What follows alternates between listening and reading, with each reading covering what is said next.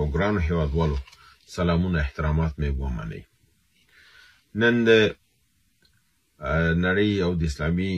نړۍ کې چې کوم ظلم او بربریت روان دی د هغې په ادامه ځینې مهم خبرونه تاسو سره شریکوم. اول د هغه نه د ټول نه په افغانستان کې د افغانستان د روسانو د جهاد او بیا د امریکایانو د جهاد په مقابل کې د یو مجاهد چې د دښمنانو په لاس باندې په شهادت رسیدلی چې خلیل الرحمن حقانی صاحب وزیر د مهاجرینو د اسلامي امارت د یو مجاهد انسان د پیاوړی افغان او په عین حال کې یو مصلح افغانو چې د اړیکې د نظام نه بر علاوه د حتی د نظام د مخالفینو سره په شمال کې په جبهه مقاومت دوی سره او په کوزه پښتونخوا کې د پښتنو سره د مشرۍ په حیث باندې چې د الته کوم رول درلود او خلکو د احترام درلود، نو د یو همگیر او همشمول شخصیت خاوند او بیا د خپل د وراره د سراج الدین حقانی نه تنها چې یو مشر بلکې یو ښه مشاور و چې په ډېر مسؤلیتونه او دندې به د خپل د وراره د وګنه د اخیستلې او په حساب هغه ته وګه ورکوله. دا د اسلامي نړۍ په دښمنانو بالخصوص زموږ ګاونډیانو په داسې وخت کې داسې یو فرزند د منځه اخیستی دی چې هغوی په دې پوهېدل چې دا د افغانستان د صلح او د نظام د بهترۍ لپاره لګیا دی کار کوي او هغوی د دشي نه خوشحاله نه او راضي نه و. څو ځلې ورته اخطار هم ورکړی و چې دا د دې مسایلو نه لاس واخلي او باید همکاري وکړي د هغوی سره،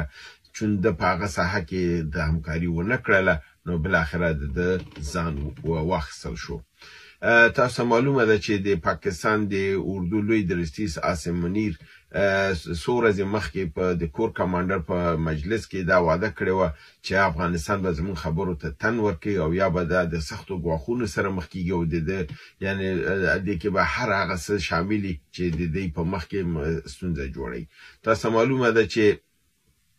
خلیل الرحمن حقانی یو دغه کسان نو چې په د کور میرانشاه او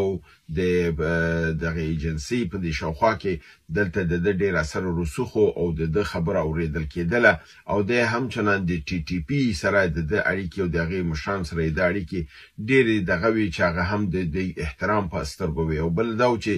من حیث د یو محسن ورته کتل ځکه چې په 2003 کې چې کله پاکستان اردو دی ونیو بندي که تر 2009 پورې یعنی 2003 نه تر 2009 پورې 4 کاله د پاکستان اردو سره بندي و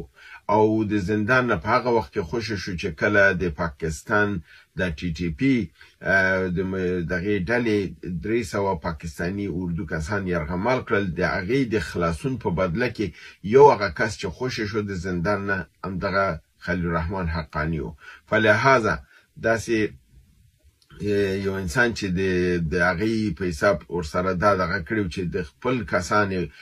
د ازادۍ لپاره خوشی کړل، نو د څنګه کولی شي د هغې په ژوند د هغې د قیمت په سر باندې معامله وکړي. نو د نه ډډه وکړه د پاکستان غوښتنو ته تن ورنه کړ او زما خپل اغلب ګمان دا دی چې نوم خو د داعش او د نورو ډلو منځته راوړل کېږي، خو تاسو ښکاره معلومه ده چې داعش هم که دی دا د پاکستان کې جوړه شوې ډله ده، د هغې نه تمویلېږي، ټرینینګ کېږي او هغه تخنیکونه او تکتیکونه چې هغه استعمالوي دا د آیسای دي، لکه اوس چې د په شهادت کې په وزارت مهاجرینو کې انتحار کوونکی په بهانه د دې چې لاس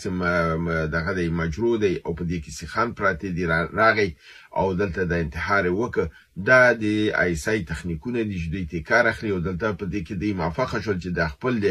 افرادو په وسیله چې په نظام کې لري دا کس دلته تابعه کړي او په مقابل کې دغه یو کس چې د افغانستان لپاره یو مصلح او د سمت شمال د مخالفینو سره د اړیکې وي او هغې سره به د مصالحې خبرې کولې. په خیبر پښتونخوا کې د پښتنو سره د اړیکې وي، هلته به د لوی افغانستان او د جهاد خبرې کولې. په عین حال کې په افغانستان کې د نظام د بدلون لپاره او د لوی افغانستان او د پرامن افغانستان لپاره کار کو. داسې یو شخصیت دوی د منځه ویوړ او په شهادت ورسو. الله دې د شهادت قبول کړي او د دې د وینې د نتیجې نه د افغانستان ته امن او یو ښه نظام راولي چې تر څو موږ د دغه لاسپوڅۍ او د بدبختۍ نه ووځو، افغانستان وشي کولی خپل په خپلو باندې ودرېږي. فلهذا دغه د افغانستان معضله ده چې موږ تاسو کوم یو شخص چې د افغانستان د ملي موضوعاتو ته متوجه کیږي او کار کوي هغه بیا ژوندی نه پرېښودل کیږي او ښکاره خبر ده چې زموږ ګاونډیان په دې شکل لاس لري او د ده په مرګ کې ښکاره د پاکستان د اردو نظامیانو د بل چتر د بل پوخ لاندې کاغه د داعش او هرڅه کار وکړ او د منځه ویوړ او دښمنان د دې لپاره چې هم د منځه وړي او هم په عین حال کې د خپل نظام کې او تفرقه واچي فاصله جوړه کی دا کله په یو باندې اړي چې دا غو کړي دا بد کړي چې د منځ کې تنفر او فاصله پیدا شي خو زه فکر کوم چې باید دوستان په دې پوي وسي د پاکستان د ایسای کار دی او د خاص د لپاره چې د ټي ټي پی په حق له د همکاري ونه کړله په عین حال کې د هغه موضوعاتو ته چې پاکستان غوښته چې د پیاملو کی او ځان د مصالحې د مسایلو لري وساتي یعنی د خو د هم د جبهه مقاومت سره اړیکې وي هم د ټي ټي پی سره اړیکې وي او هم د عربي نړۍ سره د اړیکې وي او هغه ټول مثبت دغه د کول نو د دې لپاره د منځه ویوړ او یو لوی پیسې خلای پیدا کړل او د سراج الدین حقانی او لوی پیسې همکار مشاور او تری مشر دا ورته د منځه یوړ دویمه مهمه موضوع پس افغانستان نه هغه د سوریه موضوع ده تاسو معلومه ده چې سوریه کې د اسرایل بمباردمان روان دی پرون ما تاسو ویلو چې 480 حمله اشتروسه شوې دي او د حمله د اسپرون رئیس نور هم زیات شوی ځکه د حملات خپل ادامه ورکړي ده او نور زینې بیا وهلې دي هغه 15 کیلومتره چې ما تاسو ویلو چې د دمشق نه دی لري دي هغه دوی وسویل کیږي چې 15 کیلومتري تر رسیدلې دي د دمشق او د خپل حق پېښوي ته ادامه ورکړي او په نړۍ کې هیڅ داسې کوم طاقت نشته نه اسلامي نړۍ چې ورته وروره د خاوره خطا ته نه و پاتې شوی چې ته د رواني ورننوځي هیڅوک غږ نه وباسي حتی د ټولو نه درداوره خبره دا وه چې ما د خپل ابو محمد الجولاني بیانیه چې د دمشق د ښار منځ کې د خلکو په منځ کې وکړله او هغه کلیپ ما وساته لاندې ترجمه یې کېدله هغه دا وایي چې زمونږ کې دغه پیسې پس له د اسرائیل سره د جنگ کوم پروګرام نه لرو او په خاوره باندې د اسرائیل راننوتی دی لګیا د خاوره دی نیسي لویترین دښمن د منسیمه کې ستا اسرائیل د جولان منطقې د نیولې ته زه د اسرائیل سره کوم شخړه او جنگ نه لرم اما سمن کې بیا دا وایي چې زما لویه دښمني چې دا او جنگ چې دی هغه د ایران سره ده او د حزب الله سره ده او موږ به دې جنگ ته آمادګي نیسو موږ به دې جنگ ته ځو نو زما دا په دغه مکتب او فلسفه زه نه پیږم چې موږ مسلمانان ولې خپل په منځ کې د وهلو لپاره ډیر آماده یو اما د دښمن د وهلو لپاره بیا ټول موږ بلا وهل یاستو همدا اوس د تحریر الشام دغه جولاني ډله چې ده دا په شمال کې د کردانو سره لګیا دي جنگ کوي او اوس دی وی چې د آمادګي نیسي لپاره د جنگ د لوی جنگ د ایران سره او د حزب الله سره او دی وی په وځي چې دا اعلان د کړی وی چې اسرائیل به خپل حملاتو ته توقف ورکړي د سوریې د خاورې نه ووځي او کني موږ په سوریې ورځو ما د پاره دا ډیر دردونکې وه چې موږ مسلمانان خپل په منځ کې امر فاصله او دغه ولرو د تفاوتونه مذهبي او دا ولرو مګر دا په دې معنی نه چې دښمن په نسبت دښمن باندې د تک نه خپل په منځ کې سره وجنګيږي دا نور هم د اسلامي نړۍ د ټوټې کېدو باعث کیږي په دغه تیرو ساعتونو کې دغه 380 عملیاتونه شوي دي اسرائیل دا دغه کړی دی چې ما 300 اهداف خپل چې هغه د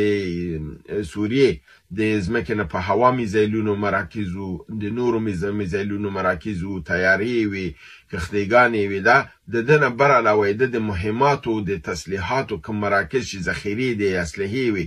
د تجهیزاتو دا مې کاملا مسمار کړي د منځه مې وړي دي او په عین حال کې بر علاوه چې د البیدا بندر باندې د حمله کړې و ما تاسو ویل چې یو دوه کشتۍ وهلې وي لاذقیه کې د حمله کړې و نن په د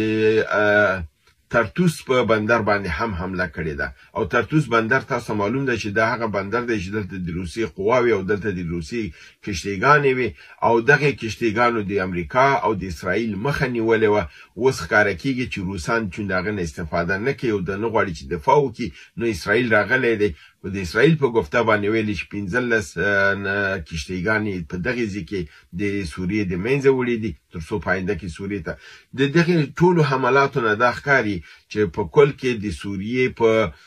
نظامی دغه طاقت هرڅه د منځه وړل شوی دی او ځکه هغې ډاډه حمله کوي او د اسلامي نړۍ نه ترکیه نه مصر نه عربستان سعودي نه کوم بل هیڅ مملکت دغه اواز نه اوچتي چې اسرائیل ته وایي چې دا یتیم مال دی دا څنګه دی چې دغې نه بشار الاسد د وتلو نه پس تاسو دستې په دې باندې عملیات شروع کړي دي او تاسو دننه روانه سئ او بیا دې مملکت هر څه د منځه ویوړه هیڅوک د ویلو نشته نه بینالمللي کوم قانون شته نه کوم مسله شته دی او دا عملیات روان دي او دا په کل کې د اسلامي نړۍ په ګټه نه دي ځکه چې سوریه ختمیږي او پسې د عراق مسله ده او پسې د لبنان ده بیا پسې د پاکستان او د سوریې ده په دغه رقم سره دغه اسلامي ممالک ټول منحل کیږي بل پیشرفت دا شوی دی چې حزب بحث د سوریې چې د بشار الاسد هغه د کمونیستي ګوند شاخه وه هغه منحلیدل خپل پس له 50 کالو نه اعلان کړل چې کله نه دی جوړېدل یعنی 55 کاله د جوړېدو کېدل هغه منحل کړل او په عین حال کې د پخوانی حکومت مامورینو لوړ رتبه مامورینو د دې لپاره چې خپل ژوند د بقا ته دغه وکړي د غربي نړۍ ته دا کړی دی چې د سوریې کوم اتومي پروګرام چې د استوي دوی درلوده د هغې په ساحه کې که نړۍ کوم د تحقیقات او دغه کې دوی ورسره همکاري وکړي او دا معلومات په ځمکه باندې د اصلحې څه پاتې نه شو د اتوم به څه شی چې دې کوم دی دا کوي او دا خپل مملکت په خلاف باندې دوی دا عمل کوي بله مهمه ټکی دا دی چې په دې ورځو کې چې هغه اړینه اسرائیلیان دومره قوت کې شوي دي چې لبنان د سوریې نه لرې که هغه حتی عایل ده که هلته هغې تجرید حالت کې شول خپل فلسطین خو د اسرائیلیانو په حساب باندې څنګه چې ګولان هضم که فلسطین نور وجود نه لري په عین حال کې د هغې څو تنو زندانیان د خوشي کولو لپاره دوی لګیا دي کوششونه کوي چې تر څو یو معاهده 2 میاشتنۍ وشي ځکه چې هلته ټرمپ هم ورته اخطار ورکړی و چې که تر 20 د جنورۍ پورې تاسو دا مسله حل نه کړه او زندانیان ونه کړه زه چې راغلم زه به په سیمه یو نوی داسې اور ولګوم چې تاریخ به یاد لري نو زه نه پوهېږم چې د اسرائیلو د اور نه به د امریکا اور به نور څومره زیاتي چې دا به دا کې ځکه سیمه کې څه پاتې نه دي خو بیا هم دوی د خپل د لابي په ذریعه باندې د فلسطین د جبهې جهاد اسلامي مشر زیاد نخاله